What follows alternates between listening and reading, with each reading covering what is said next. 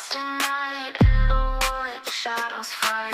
Arms take gold, can't take flight. Power's gone, nothing's right. Cauldron cold, no more fire. Potions fail, dreams expire. Spirits whisper, call me liar. In the dark, lost desire. Purchase cry, echo loud. Through the fog, through the shroud. Mystic force, once so proud, now just whispers in the crowd.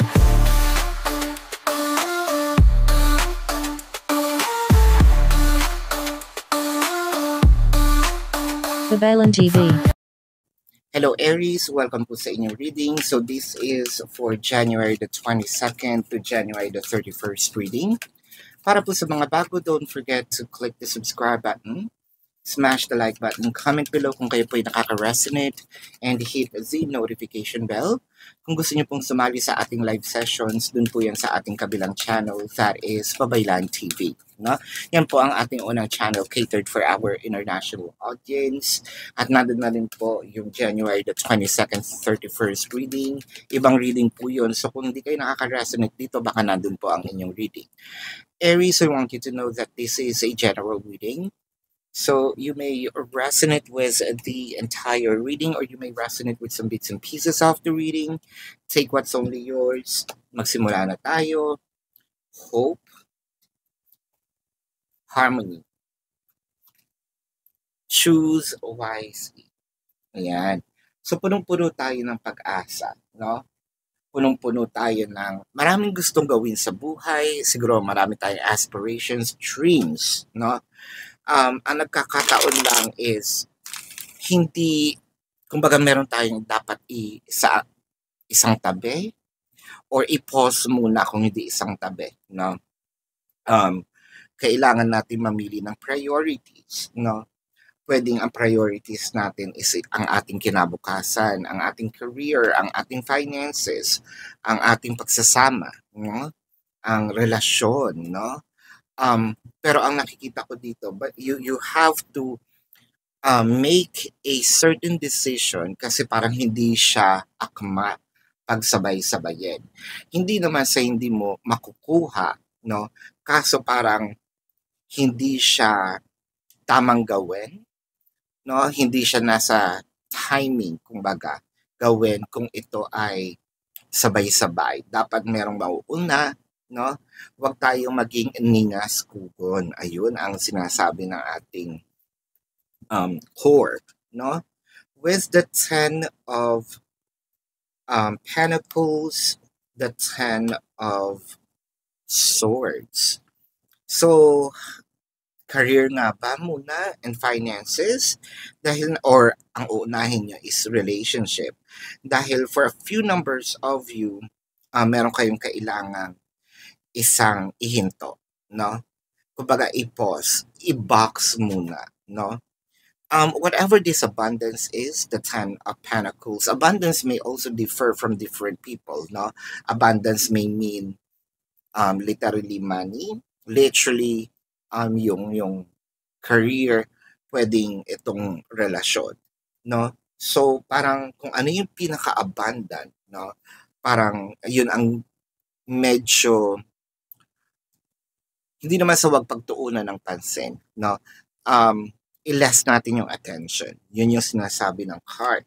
Now, with the Empress and the 7 of Cups, so para kasing you already made your point, you already made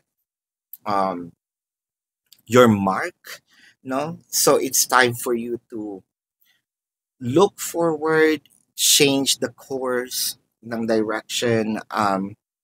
I think, no, parang ang nagiging energy dito is kailangan sigurong hindi na ikaw ang mag-adjust, no? Kailangan sigurong si person na ang mag-adjust para makahabol, no, sa kung ano man itong flow dapat ng relationship.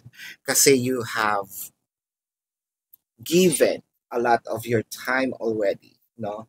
So parang ikaw ang nag-work sa relationship. Now it's time for your person to do something. Ayan.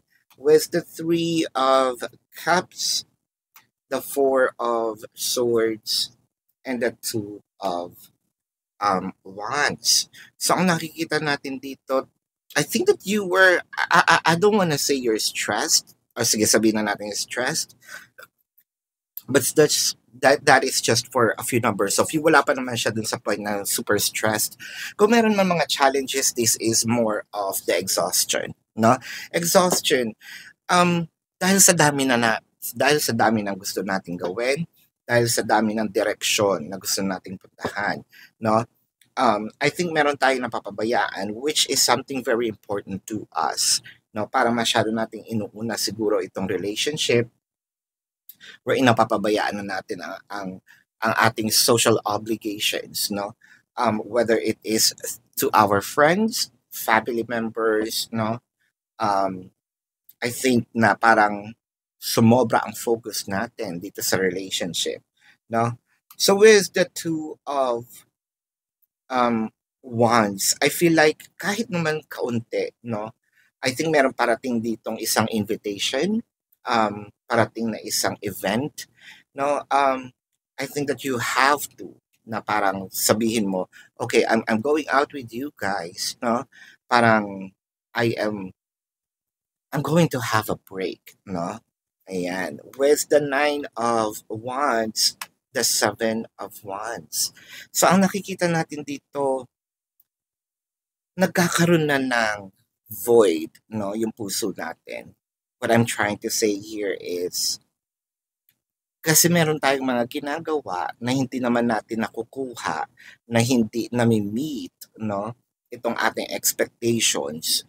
But you parang keep on trying. Wala namang masama sa pagtatry. Pero I feel like the more that you tried, the more that you feel that you're a failure, no? The more that you feel that things are not happening. So, it's parang okay munang magpahinga, no? Ipahinga mo muna. Kumbaga na-exhaust mo na nga, sobrang pagod na no? Baka kasi sa sobrang yung grit natin, no? Gusto natin may mangyari agad, no? Makuha natin yung resulta agad, which is hindi pa naman siya sa divine timing. Kahit anong pilit, no, ang gawin natin. Kung hindi ukol, hindi siya bubukol, no? Ang nakikita kasi natin dito, you have to organize. I think it's either time management that you need, with the Magician, the Two of Cups, and the 10 of Wands. So ipinapakita dito sa cards na makukuha mo rin naman, hindi lang ganun kabilis. It might not be on the exact time frame, no, na sinet mo sa relationship. So why not enjoy the destination, or enjoy the journey instead of the destination? Kasi papunta naman kayo dun eh.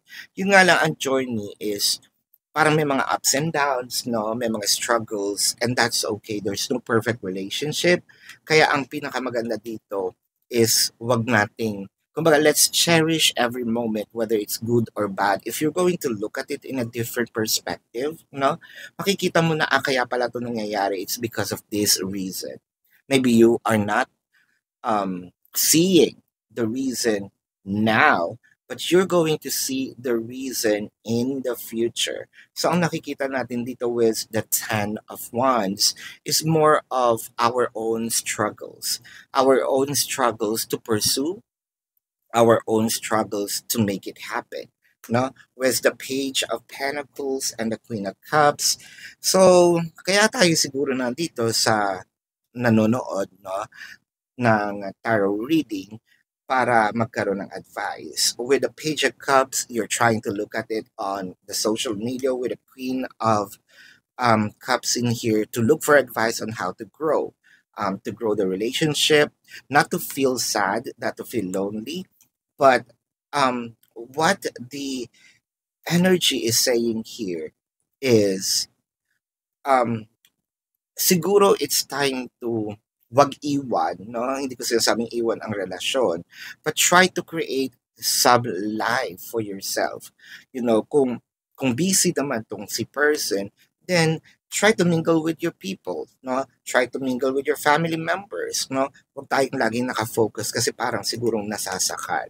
Nakikita natin papunta din naman doon no, itong relationship, meron lang mga ups and downs katulad ng sinabi ko. Kaya wag nating madaliin. No? So this is your reading, Aries.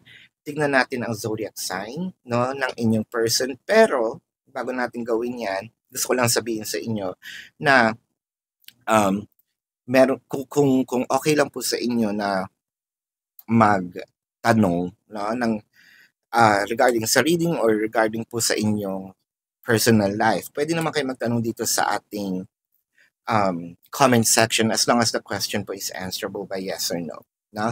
Pero kung hindi po kayo papatulugin ng yes or no na sagot lang, dumiretso po kayo doon sa ating description box. Nandun po yung link ng aking website. So, click nyo lang yung link, i-route kayo doon sa website natin. Makikita nyo po doon yung question form. Nandun din po yung amount per question, name, number, and QR code for your reference. I also created a 4 questions plus 1, so that is a discounted price. And if you want to book a private reading, nandun din po siya, no, sa description box. So, tingnan natin ang zodiac sign ng iyong person. I am seeing Pisces, Taurus, Cancer, Leo, Virgo, Scorpio, no, Cancer, Sagittarius. Yan, so that is your reading. Again, Aries, maraming salamat. Love and light. Namaste. See you po sa susunod na readings. Goodbye.